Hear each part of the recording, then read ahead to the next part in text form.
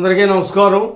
అతి పవిత్రమైనటువంటి ప్రాంతంలో మాంసము, మద్యము, అలాగే పొగాకు వంటి పదార్థాలని నిషేధిస్తూ ప్రభుత్వం ఉత్తర్వుల్ని జారీ చేసింది.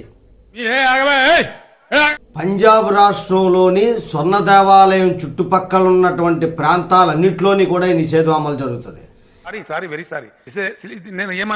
ఇది తిరుపతి అందరూ అనుకుంటారు, కాదు. మాంసం కానీ, మద్యం కానీ, స్మోకింగ్ కానీ, ఇంక ఏ మత్తు పదార్థాలు కానీ ఏది కూడా అమ్మడానికి కానీ, కొనడం కానీ, సేవించడం కానీ ఏం చేసినా సరే శిక్ష తప్పదు. మరి దీని మీద కొన్ని వందల సంవత్సరాలు బట్టి బతుకుతున్నటువంటి వాళ్ళు ఉన్నారు, వాళ్ళ కుటుంబాలు ఉన్నాయి కదా, అంటే వాళ్ళని చాలా దూరంగా పంపించి, ఆ సిటీకి దూరంగా పంపించి అక్కడ పునరావాస కేంద్రాలు అనేవి కల్పిస్తున్నారు. వాళ్ళకి కొంత అంటే దానికి ఏమంటే కాంపన్సేషన్ కూడా ఇచ్చి వాళ్ళని దూరంగా పంపించడం జరుగుతుంది. చాలా స్ట్రిక్ట్గా అమలు చేయాలని చెప్పి ప్రభుత్వం భావించింది. ఇది చాలా మంచి విషయం. అమృత్సర్తో పాటుగా ఓల్డ్ సిటీ, పాట్, శ్రీ ఆనందపూరు, సాహెబ్ తల్వాండి, సాహెబ్ ప్రాంతాలన్నీ కూడా, అంటే అక్కడ ఉన్న పేర్లు అనమాట, ఆ ప్రాంతాలన్నీ కూడా ఖాళీ చేస్తున్నారు.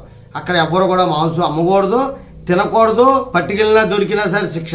సిగరెట్ తాగకూడదు, సిగరెట్ తాగినా సరే శిక్ష. అమ్మకూడదు అనే కాదు, ఎవరైనా సరే సేవించినా సరే తీవ్రంగా తీసుకెళ్ళి పోలీసులు లోపలేస్తారు. ఇలాంటివే మన పవిత్ర నగరాల్లో కూడా మన ప్రభుత్వాలు అమలు చేయాలి. అన్నవరం, సింహాచలం, తర్వాత తిరుపతి, శ్రీశైలము, శ్రీకాళహస్తి, అలాగే అనేకమైన పుణ్యక్షేత్రాలు అన్నింటిలోని అమలు చేస్తేనే పవిత్రతని కాపాడుకోవడం అనేటువంటి జరుగుతుంది. జై హింద్, భారత్ మాతాకి జై.